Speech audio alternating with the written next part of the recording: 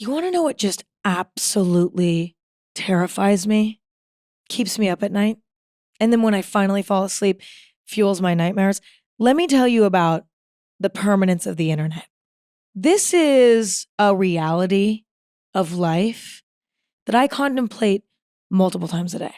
And not in like a sort of beautiful, introspective way. No, I contemplate this reality of life multiple times a day in fear, in a panic, overcome with anxiety. Okay, I am tortured by the permanence of the internet, tortured. And it's kind of funny because I am as tortured by the permanence of the internet as I am because of my own voluntary actions. Okay, I made the decision to post the last 7 years of my life on the internet. I did that. I made that choice. Now I'm sort of tortured by it, and it's like, okay, but I did it to myself. That's a recurring theme for me. Okay, I often sort of get myself into the most uncomfortable predicaments in my life. Usually I'm the one who did something wrong to get myself there.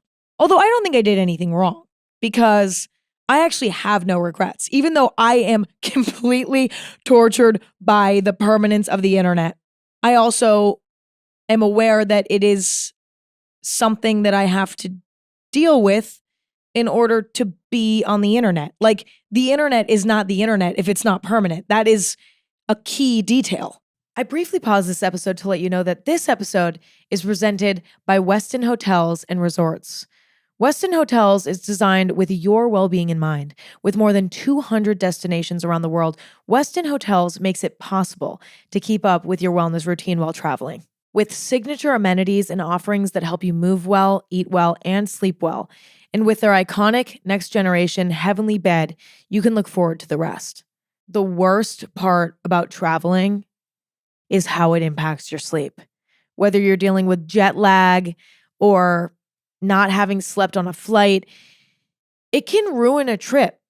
Find wellness at Westin, one of the 30 extraordinary hotel brands in the Marriott Bonvoy portfolio. Now back to the episode. I have like a tight chest, okay? Just talking about this topic. But I also think I have a tight chest because I was around people this weekend who were vaping, and I was like, I'm obviously going to hit that. So I vaped a lot this weekend after a long time of not really vaping. And so I think my chest is a little bit tight because of that as well. I'm also feeling a little weird, I think, because I'm probably withdrawing a little bit from nicotine. So if my vibe is like off, it's because I'm kind of dissociating from nicotine withdrawals. And I feel weird. Like my brain and body equilibrium is very off. Would I love to hit a vape right now? Yes. But no, I don't own vapes anymore. I only hit other people's. Anyways, I will say, I do think that I am more significantly affected by this reality of life, the permanence of the internet, than the average person because my entire life and my entire career is on the internet. However, I do think that this is a concern for people in the 21st century, okay?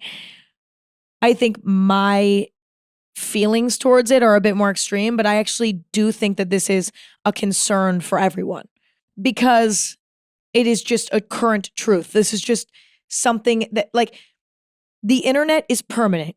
That can be good and that can be bad. Do you know what I'm saying? For everyone. More so for people who, have a career on the internet, who have shared a lot of their life on the internet, but still so for people who have not. It's sort of terrifying for everyone. I think because I'm somebody who's shared majority of my life on the internet, I look at a time prior to the internet where everyone could sort of just evolve and grow as a person in the real world. And everyone was judged based on who they were within their close-knit community. And obviously, there's always been celebrities and public figures who have, been judged on a larger scale. But even those people couldn't go on Instagram and read their comments. There's something sort of beautiful about the fact that, I don't know, the past was the past. People were just allowed to sort of move through phases so much more naturally Whereas now we have access to people's history. We can directly see and relive someone's past whenever we want, as long as it's on the internet. And for a lot of us, it is on the internet. Instead of it just being this distant memory or something that, only our close friends and family knew about, or, you know what I'm saying? For a lot of us, our entire past is completely documented. It's completely cemented in history in a way that is so accurate because of the internet. And there's something so much more like powerful about that really freaks me out. Prior to the internet, there was no fear of your mistakes being broadcasted to the world stage. Worst case scenario, your family and friends and community find out about a mistake you made. But these are all people who know you. They know your character. They might at worst exile you in some sort of way, but technically you can leave that. You can get in your car and drive 5 hours and move to a city 5 hours away and start over fresh. And none of those people will know about your past. You know what I'm saying? The idea that you could make a mistake and be confronted by your friends and family and community and then sort of move forward in the world as a person who has learned from that mistake, to me is so romantic. The idea that there isn't actually really evidence necessarily, unless you did something so bad that it made it into the newspaper. Like prior to the internet, there was no risk of your mistakes being permanent in history. I think that there probably felt like a future where it could even be forgotten. It was up to you to tell that story once everybody forgot. If you wanted to bring it up again, if you wanted to tell that story again, you could. Whereas now on the internet, if one of your mistakes gets broadcasted in some way, everyone knows about it forever. One Google search away, they can find your mistake for the rest of your life. You never get to move on from that. That's not your story to tell anymore. That is now this permanent story that is permanently on the internet that can be accessed at any given moment, at any time, through the phone, through the Google search. Okay? This upsets me. I also think too, the idea that, you can have sort of cringe, embarrassing phases in your life, but then move jobs or towns and start over completely. Like all of this is a beautiful sort of concept to me that I think still does exist depending on your lifestyle, but is a novelty now more than ever. It didn't used to be a novelty. This just used to be reality. Whereas now, for majority of people, this is a concern. This is the new reality, is the fact that, even for people who are not on the internet, right? Even for people who don't have social media, there's still this sort of fear of the permanence of the internet because let's say you're out at a party and you get blackout drunk and people take their phones out and start filming and then post it on the internet and you go viral because you did something sloppy or silly or stupid or dumb or you said something horrible. Like even for those who are not on the internet, this is still a concern. And I mean, I do think it's all relative because prior to the internet, the ridicule of perhaps your community was just as scary and terrifying. But now it's on a worldly scale. And I know it might sound sort of irrational. Like, again, for the average person, for the most part, you can live anonymously. You can sort of rewrite your history. The past is not necessarily permanent, but it can be. For me, it's fully fucking permanent. Okay, for me, I'm living the extreme. Like, it is fully permanent for me. For most people, it's still not fully that extreme yet. But it's still a concern. And it's something that deeply, deeply affects me personally. It's something that for the last few years has fucked with me psychologically in a number of ways. Number one, I've struggled with something that I think every public figure has struggled with, which is the fear of being canceled for something that I did when I was younger and dumber. In the age of the internet and growing up in the age of the internet, everything that I did as a middle schooler and high schooler is documented. Okay. in middle school and high school, we all had iPhones. It was like when the iPhone first came out and we all finally got them. And we were all filming and taking photos of absolutely everything. And I would be lying if I said that I don't worry sometimes about like what the fuck I did. I know I probably did some shit that I would absolutely regret now. Was I ultimately 13 years old? Yeah, I was 13 years old. But it doesn't matter because something that I did as a 13-year-old, not knowing how things could be hurtful or mean or disrespectful or like not knowing being so young and completely aloof. We have no clue what the fuck is going on. We have no clue what we're doing. We have no clue what we're saying. We have no clue the repercussions of anything. We're rebellious. We don't care. Like the fact that that phase of my life is in some ways permanent through fucking Snapchat memories and shit on my own phone and other people's phone. This is something I don't like. This is a reality that I don't like. This is something that really, really bothers me. And it bothers me because I've worked so hard to become the person I am today. I've been scolded by my fucking parents for, saying shit that's disrespectful, saying shit that's morally wrong, doing shit that's disrespectful, doing shit that's morally wrong. I've gotten my ass handed to me already. I've learned my lessons. Who I am today, I'm very proud of. Do I make mistakes still? Do I do things still that could potentially I don't know, tomorrow, somebody could come out and say, one time Emma was rude to me. And I might think of me like, oh my God, that was a week ago. And you know what? That's true. I don't fucking know. We live half of our lives in autopilot. So is there still a risk today? Yes. However, who I am today, I am in control of. This is me today. I am the product of every single mistake I've ever made in my entire life. And I'm better for it. And I really am proud of my character today. So I'm tortured in a lot of ways by this person who is almost not even me anymore, right? Like me as a child with barely developed brain, in the age of the internet, that is not just a distant memory. That is permanent, right? And the idea of being judged for my past as though it's the present, it's a hard pill for me to swallow. I think it's a hard pill for a lot of people to swallow. And I think that sort of leads me to this other complicated, sort of terrifying element of the permanence of the internet. The fact that a memory, a story told verbally, it's so much more gently received than a video, a photo, solid proof, that is responded to much more viscerally. And understandably so, because by watching a video, by looking at a photo, you're transported to that time because you can see it. You know what I'm saying? It brings you there.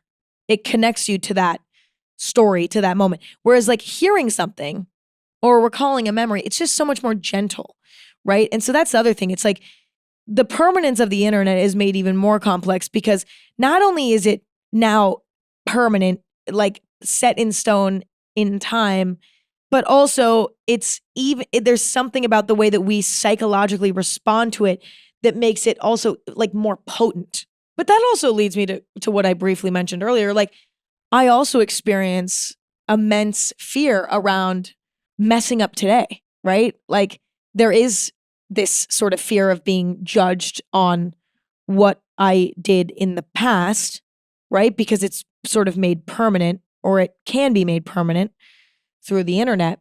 But there's also a fear of making a mistake today and then not only, being judged based on that in the moment in a way that's very intense because of the sort of permanence of the internet and how things spread permanently on the internet. But there's also the fear of am I damaging my future self, right? And I've actually spent the last few years absolutely tormented by this. And it's caused me to develop a toxic level of perfectionism. I need to be perfect all the time in every single way because at all times I'm at risk of making a mistake that could become permanent. It could change my life forever because on the internet, the past is permanent. And it's sort of caused a mental block in me, I'm talking about the last few years, like maybe the last 4 years, I've really, really struggled with this. And it's made it really hard for me to show my personality online as much as I used to, because I was so afraid of saying the wrong thing. I was constantly psyching myself out. I had a mental block. And there's other reasons why maybe my personality was less present on the internet. I was less present on the internet. You know, this sort of mental block is not the only reason, but it's definitely a significant reason. Sort of the realization of the permanence of the internet combined with the rise of cancel culture. I mean, I'm not playing victim here, okay, at all. This is not me like whining, being like, I'm a victim of this. And it's so sad for me and scary. I'm not saying that. I'm literally just saying the truth of how it impacted me psychologically. I became so afraid that I started overthinking everything, you know, and like in obsessing over every single little thing I said and censoring myself beyond belief, because mistakes are received more harshly than ever now because of cancel culture. But again, they're also like, they're never forgotten now.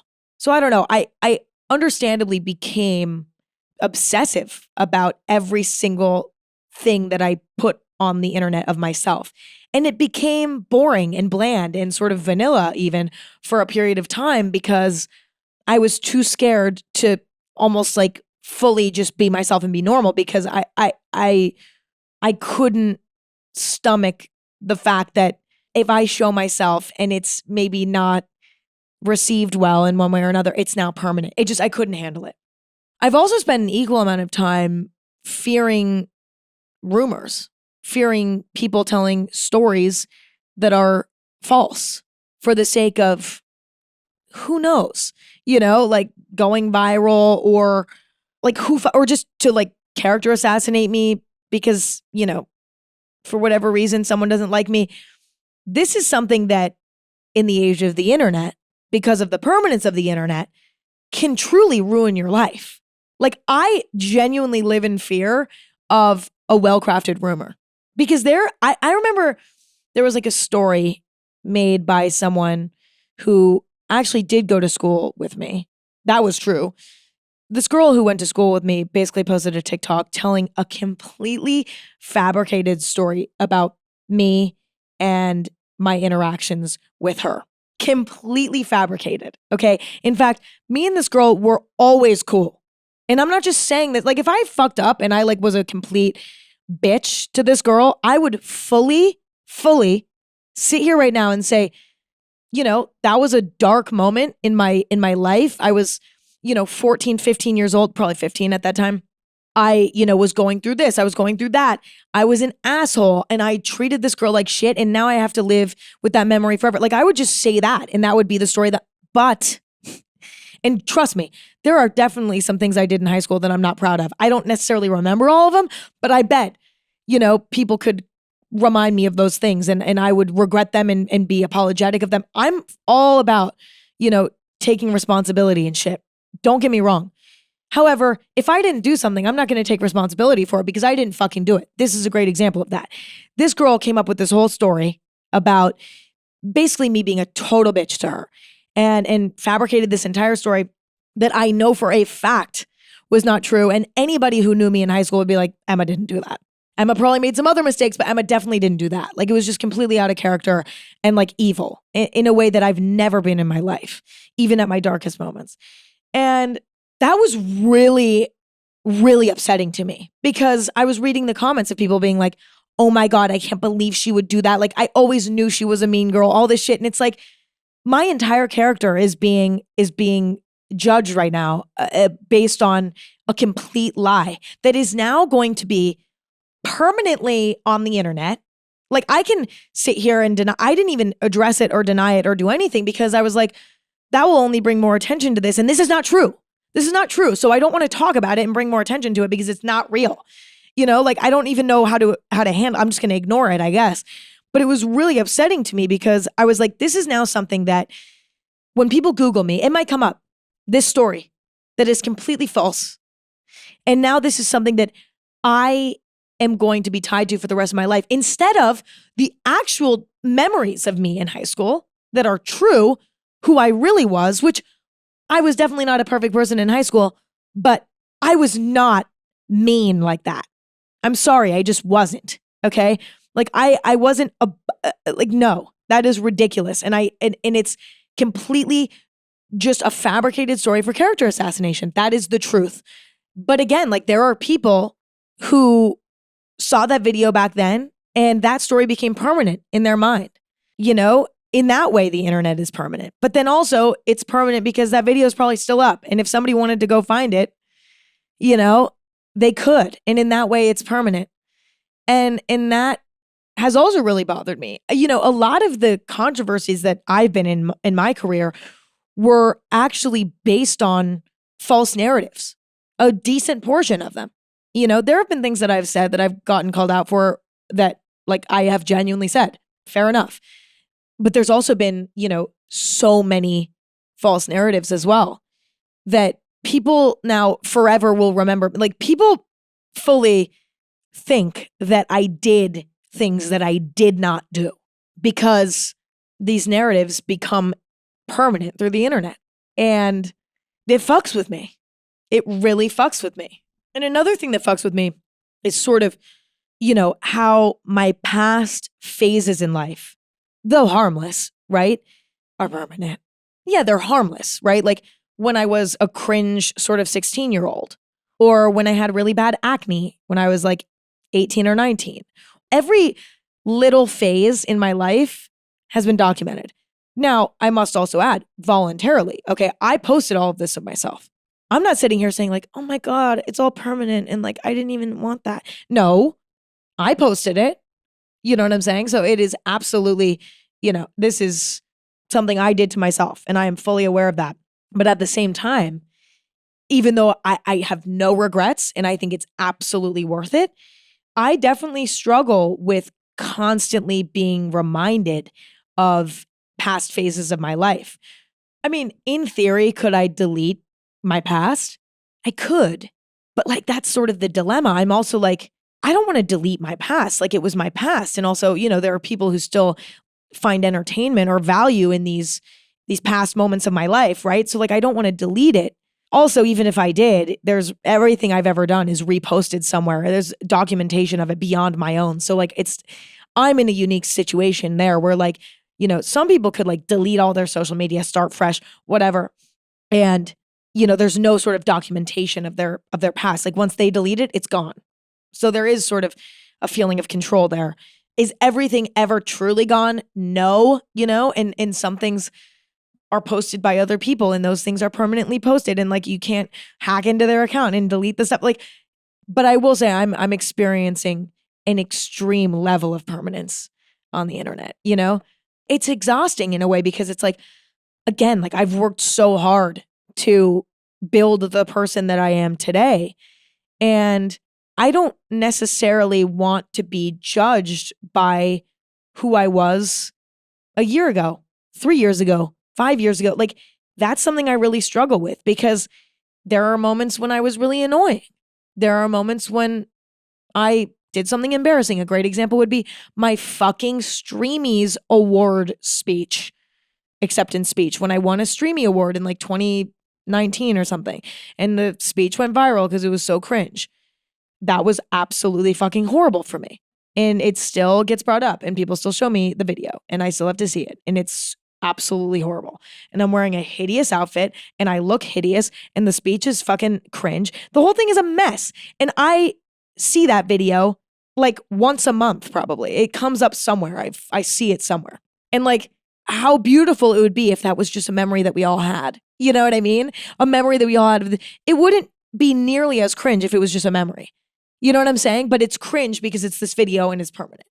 And that is really challenging. But also like periods when I've looked bad, you know, and I know that this is like vain and I am probably more vain than I think people would think I was, which is perhaps a whole episode of its own. I seem like I don't care. And many people are like, oh, Emma just doesn't care. She posts and she looks ugly and she doesn't care. That's true. Listen, at any given moment, I look the way I'm going to look, and like, I'm never going to necessarily hide it. I'm never going to hide, right? Because it's the reality. But that doesn't mean I'm not unhappy with the way that I look or something. You know what I'm saying? So like now phases when I feel like I didn't look good, like those are permanent as well. Phases when I've had really, really severe acne, or, you know, I've been unhealthy in one way or another, and I look like shit as a result. You know, like these are moments of my life that are permanent. I am reminded of those phases constantly because they're documented and seemingly sort of permanent. I briefly paused this episode to let you know that this episode is brought to you by Squarespace. I love the art of a beautifully designed website. Checking out a business's website for the first time and feeling like I'm being welcomed into their home. Expressing the brand's identity while simultaneously being super, super user-friendly. And on Squarespace, that's easy. Not only can you build beautiful websites with Squarespace, but you can even create and sell your own courses too. And Squarespace Payments makes it easy to take all kinds of payments, including Apple Pay, Klarna, and more. Get started with a free trial at squarespace.com and use squarespace.com/Emma for 10% off your first website or domain. Now let's get back to the episode. The phase that I'm struggling with the most right now is my most recent sort of phase that took place over the last few years, where I kind of had this like serious sort of artsy, to some maybe even pretentious, sort of philosophical, although some people would say that that is just, I can't even call myself philosophical, even though technically anyone can be philosophical. So that's rude. But, you know, now I had this phase, I think, for a number of reasons. I really want to dig into this phase, honestly. Like, I feel like I need to discuss it. I feel like it'll be sort of cathartic for me because it directly relates to the topic of this episode, the permanence of the internet. This phase of my life is permanent. And right now it's really, really bothering me.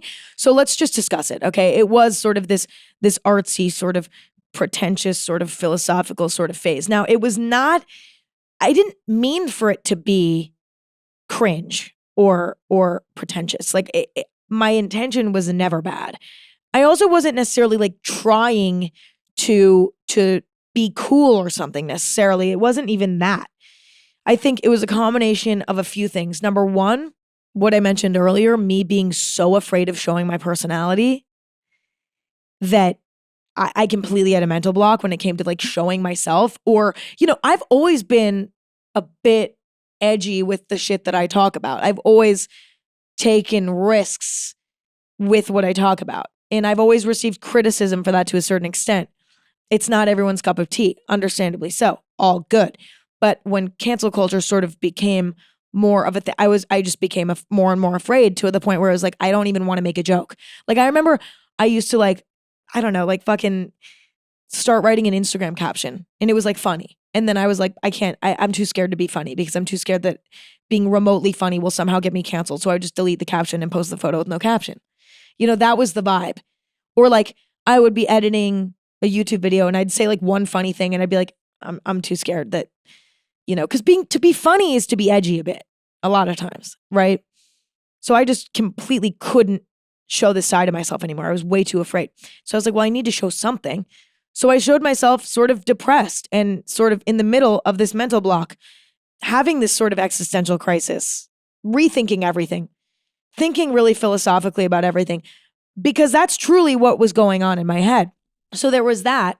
But then I also think too that I was experiencing a bit of a creative growth period, if you will, where I was trying to figure out like, all right, what's the next step in my career, right? Like I've been vlogging my life. I've been, you know, talking about my life very intimately and very vulnerably for a long time. And I want to maintain a decent amount of that, but I also can't really do this anymore because my career and my level of fame in a way, even though I'm not that famous, but like my level of fame, even to the, you know, maybe smaller level that it's at compared to say like fucking, I don't know, Jennifer Aniston, like I don't know, but like I'm not super famous, but I'm famous enough that like I have to do things differently now. I was kind of in a phase where I'm like, what do I do next?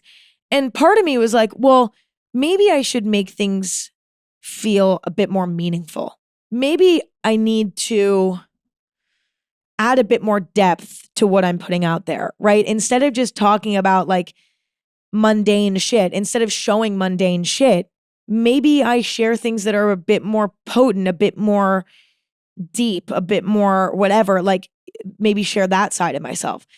And I think to an extent that was good. Like I actually think that there was some beauty to that. And I think I enjoyed that a lot. And I think it was exciting to show like a deeper side of myself. But at the same time, I think it became like all I did. And then I wasn't showing any of my humor or like my lighthearted personality. And that I don't think is good because I think honestly, my strong suit is a balance, and I think it was almost like an overcorrection. It was like I became too like deep and like look at how beautiful, like everything became too deep, too artsy. Like I was trying to infuse meaning into my internet output and also simultaneously, protect a bit more of my privacy. And in a lot of ways, again, there was a lot of positive there. Like I did end up showing a different side of myself that was actually truly genuine to me.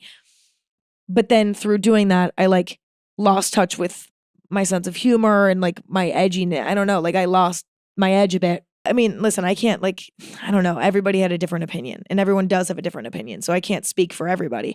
And I also try not to read too much or see too much of what people think or else I have a meltdown. But I do think that, there were people who were like, where did you go, Emma? Where are you? And understandably so, right? Because even though I was still there, I wasn't all there and I wasn't in the best place. Like things weren't working. They weren't working. They simply weren't working.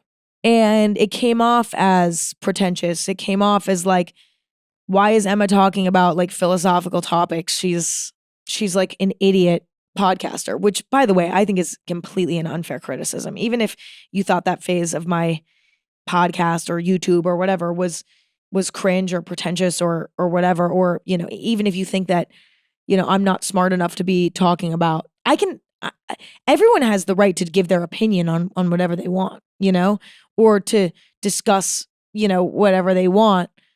I think if I did maybe go wrong, it was because I was accidentally maybe speaking from a place of like, well, let me teach you about this. And that's a mistake. Whenever I did that, if at any point I did that, that's a mistake. But to simply talk about things that are philosophical is to be human. I don't think we should not ever take that right away from anyone. I'm not a fucking philosophy major. I'm discovering it, having my own sort of philosophical epiphanies on my own and doing so in a way that's normal. You know what I'm saying?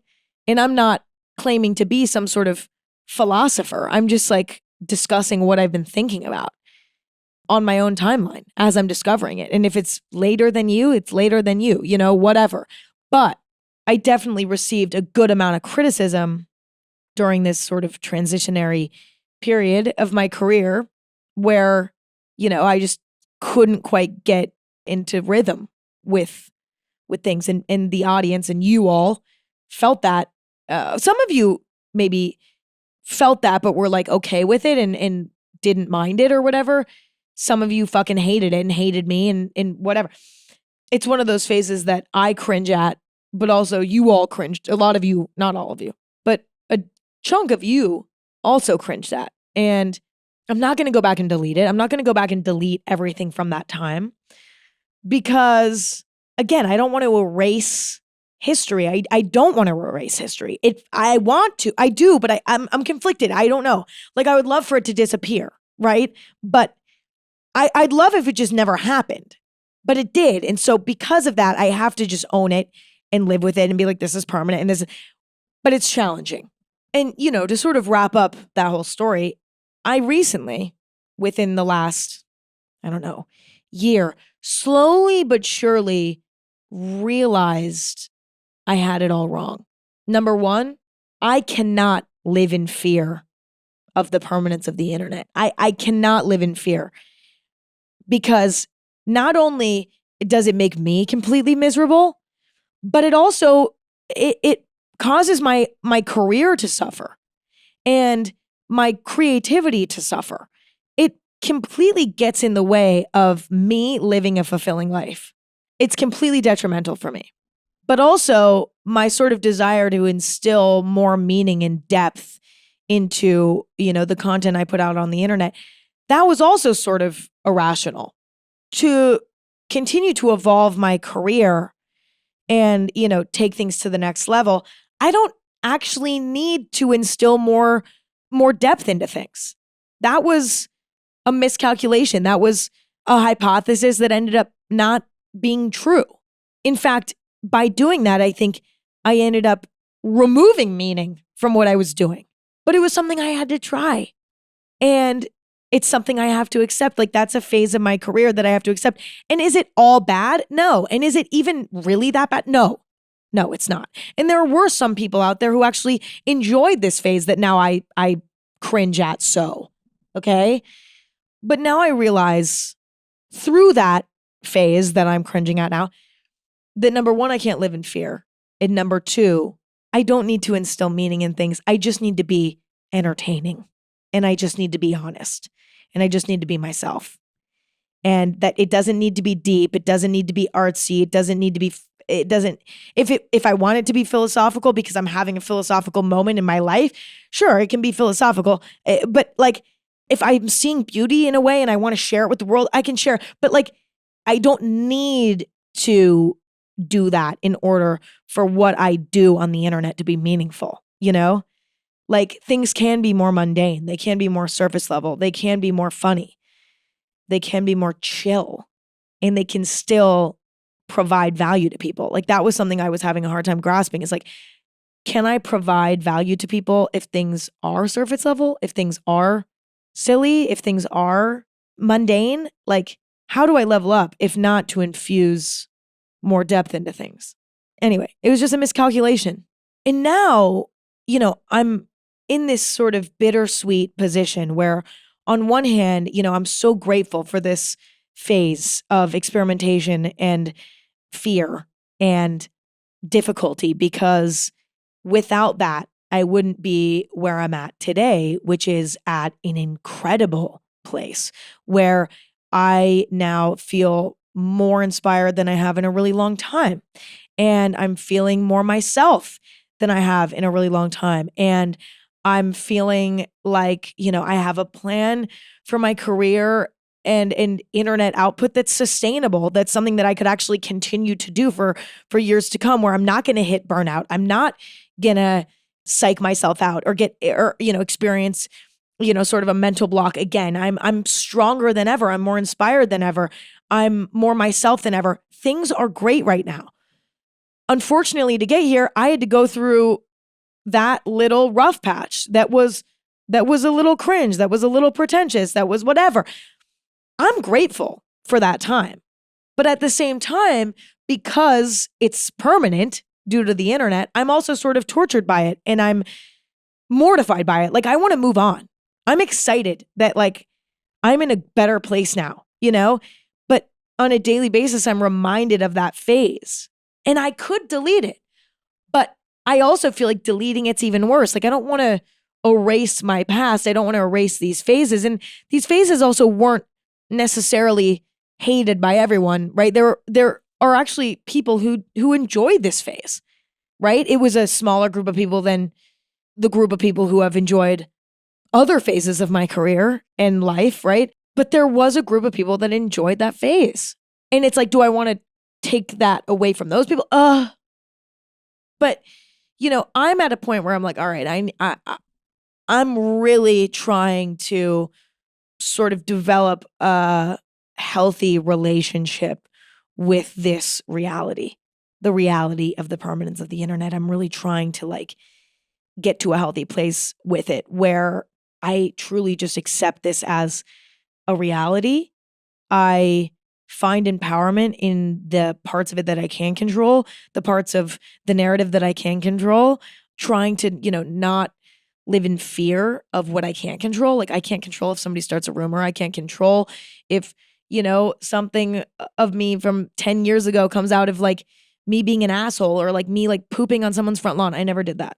I did pee on someone's front lawn though once, but I never pooped. So anyways, but like if a video of me peeing on someone's fucking front lawn in high school after a party when I was drunk, like if that video comes out, it's like, or worse, like who knows, it's like I have to accept the fact that like that could happen. And that's just sort of the name of the game. And that's just the reality of today. And also, use the permanence of the internet to inspire me to only be a better person, but not to the point where I'm obsessing over it and I'm a perfectionist and I'm like completely, unforgiving of myself if I make a mistake because I'm like, Emma, you have no room to make a mistake. Everything is permanent on the internet. I'm trying to find balance and peace in it. But it's challenging. It's challenging for me. And I also think it's challenging for society, even though I have my own unique sort of relationship to it that has its own sort of unique set of difficulties. I really do believe that this is something that is impacting society as a whole. Okay. Like, I don't think just public figures are impacted by this, right? I will say these are all sort of hypotheses, right? Like, I don't know for sure if the permanence of the internet has impacted society, but I mean, I'm pretty sure it has.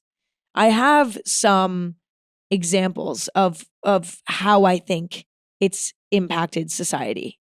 For one, I think partying and clubbing and going out and socializing has really, really deeply been impacted by the permanence of the internet. I feel like people are really afraid of not everyone, okay? But I know of people who are really afraid of really like letting loose because nowadays there's a chance you might be filmed and you might go viral on the internet if you let too loose, right? And there is something sort of beautiful about being able to like go to a bar and like go crazy and dance and live in the moment and it not be documented. Now, I'm not saying like partying's no fun anymore because it used to be like morally wrong things could happen at the party and nobody would find out. That's not what I'm fucking saying. I'm even just saying like going out and drinking and dancing and being in the moment like that is something that is actually very vulnerable. And it's something that like in the moment feels so magical, but if you were to film it and take it outside of that moment, it is actually like, ooh, it's not supposed to be taken outside of the moment. But now because of the internet, it oftentimes is. And I really do think that it's negatively impacted the club party scene. And I've seen quite a few articles pop up over the last few years about how, Gen Z's not drinking, which I actually think is a great thing. You don't need to drink to have fun, although it does help sometimes. But I'm sober and I've been sober since October of 2024. I haven't had one drink. Okay. So I know a thing or two about sobriety. Yeah. I mean, I'm still hitting the vape, but here and there, but the alcohol, no. But anyway, Gen Z is not drinking as much.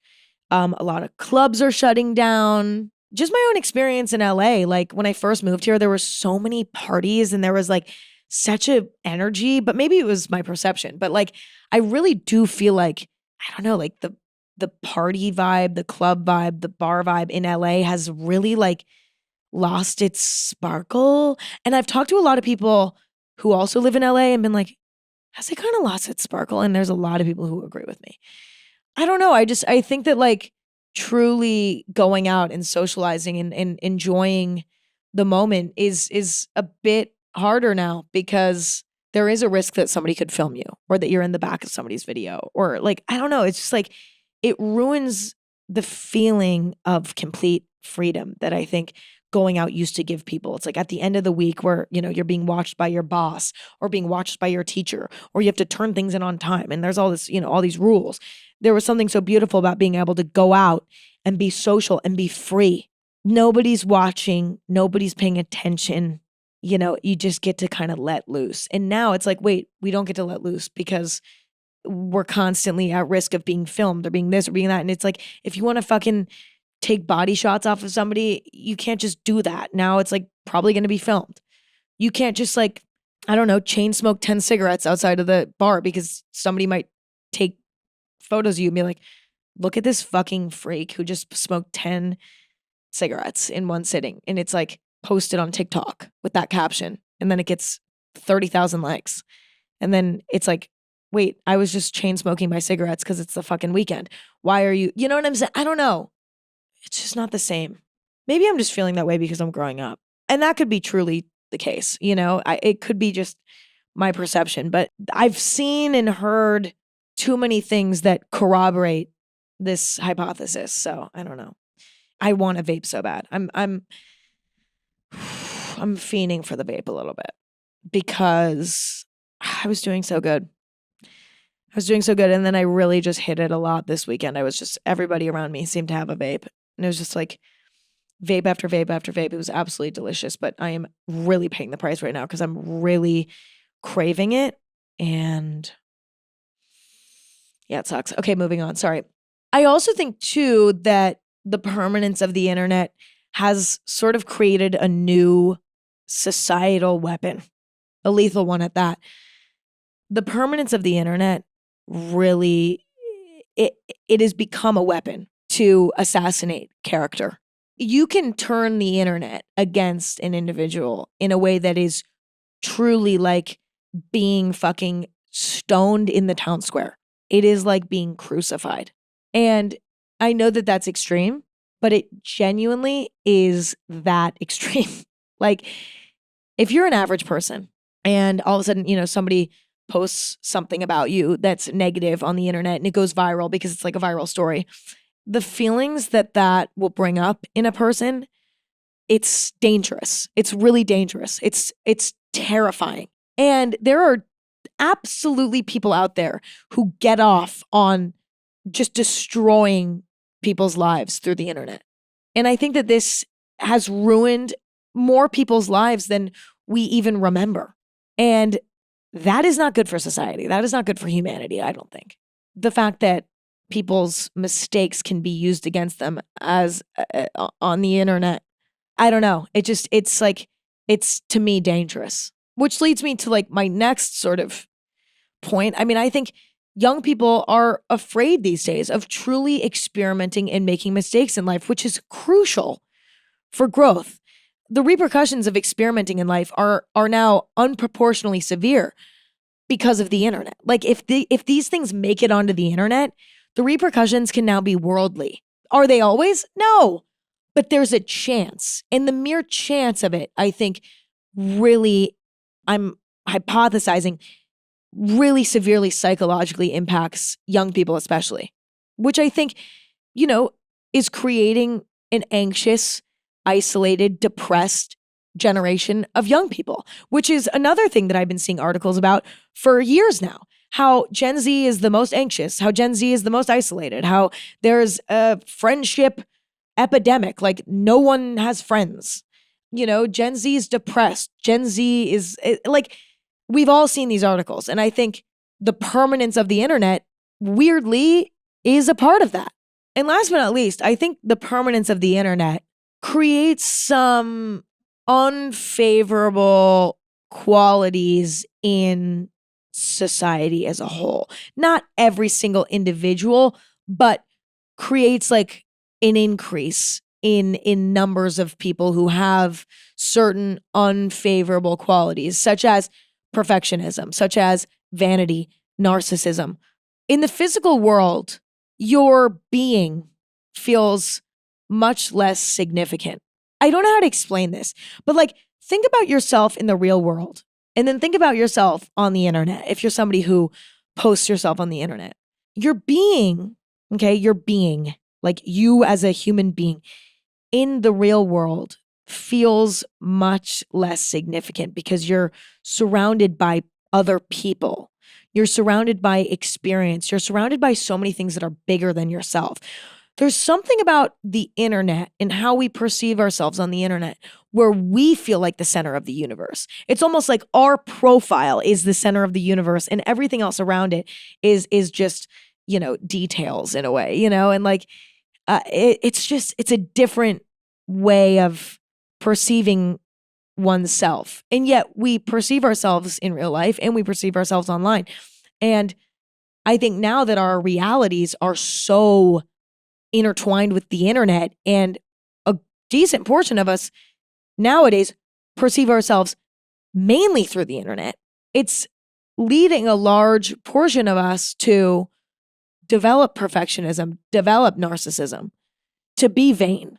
A lot of us who wouldn't normally be that way. Like, we aren't that by nature. There are some who are like that by nature, but I think the internet, and specifically the permanence of the internet, brings out these characteristics because everybody's aware of how when something's on the internet, in some ways it's sort of permanent. But also, when people look at things on the internet, whether it's the past or the present, everything when being perceived on the internet sort of feels like the present in that moment. You know what I mean? When you're looking at it. I think it explains why people are so obsessed with looking perfect, right? Face tuning things. Sometimes FaceTiming to oblivion, to the point where, it's like, where did their nose go? They smoothed their face so much the nose disappeared. This is kind of like ridiculous, getting arguably unnecessary procedures done to have sort of unnatural features almost that, look good on social media, but actually don't even look good in real life, but look good on social media. But it's like, in like real life almost matters less because the internet's more permanent. So as long as it looks good on the internet, which is permanent, then who really cares what's happening in real life? If your lips are so big you like can't talk properly, it's like it doesn't really matter because it looks really good on Instagram, and Instagram is permanent. And so it's all about like looking perfect because that is what is permanent because of the internet. I think people are also obsessed with sort of curating a perfect looking life on the internet because, again, having an actual perfect life, who cares? Number one, it doesn't exist. But number two, it's like, who cares? Because that's not as permanent. The internet is permanent. So there's this like pressure to sort of show everyone, this perfect life. And a lot of times that actually ends up just kind of actually destroying quality of life. I don't think that adds to quality of life at all. I think it a lot of times is actually quite a negative thing. And I really think this just leads to narcissism. I'm not saying that the internet turns people into narcissists, but I'm saying it causes people to develop narcissistic traits, I think. The permanence of the internet feels so severe that I think it tricks people into thinking that they're more important than they are. They're the center of the universe because this, does that make sense? I don't even know what I'm fucking saying anymore. Okay, like what did I even just talk about for the last however long I've been talking? I don't even know what the fuck I just talked about. I'm going to wrap it up, okay? I'm going to wrap it up. I'm going to give a positive conclusion because I think otherwise this is a little bit too depressing. Here's the deal. In conclusion, I think the internet, though it has elements that are complex and arguably damaging to society, the internet also is an incredible thing. And with all good, there's bad. And this is just part of the bad. And I really hope that over time, as a society, we're going to get better at managing this sort of challenging element of the internet. Because I think we all know that the internet's not going anywhere. And also, we don't want it to go anywhere. Like, there's a lot about the internet that is incredible. So I really do believe that over time, we're going to get better at managing the negative elements of the internet. And I even feel like I'm getting better at it. As I mentioned earlier, I spent many years struggling with the permanence of the internet. It really, really bothered me. And it led me to sort of a cringe phase that ironically became permanent, that I ironically ended up cringing more at later. But living in fear and letting it get in my way negatively impacted me to the point that I ended up coming out the other end fearless again. And I think, and I hope that other people will experience this as well. And hopefully, in an ideal world, the permanence of the internet will actually force us to accept ourselves for our mistakes, for our shortcomings, and will hopefully one day, instead of just canceling each other immediately, unless, listen, if you do something bad enough, okay, I'm always like, I get it. Okay, sometimes we have to cancel. I kind of get it, but it's also like a lot of times we're canceling and we shouldn't be. I really do hope that one day it will hold us accountable in a way that's like genuinely beneficial to the person and to the world, right? And I see a future where that happens. I really do think that this could turn around and be a positive thing. Anyway, that's all I have for today. Thank you all for listening to this episode. If you enjoyed it, new episodes of Anything Goes every Thursday and Sunday. You can watch video on Spotify and YouTube, and you can listen anywhere you stream podcasts. Find Anything Goes on social media at Anything Goes. Find me on social media at Emma Chamberlain. And find my wonderful coffee company, Chamberlain Coffee, at chamberlaincoffee.com, or perhaps in a store near you, or perhaps at our cafe in Los Angeles. That's all I have for today. I'm really just fiending for a vape. I just am absolutely having nicotine withdrawals right now, and I'm completely spaced out, and I feel weird. But actually talking to you all today really brought me back to earth and made me forget. Actually, I didn't forget. I did not forget about my nicotine withdrawals at all. I brought them up multiple times. Anyway, that's it. That's it. That's all I have to talk about. I love you all. I appreciate you all. I enjoy the time that we spend together. It is always, always, always a treat and a joy. And I'll talk to you in a few days. Okay. Bye. Bye. Love you. Bye.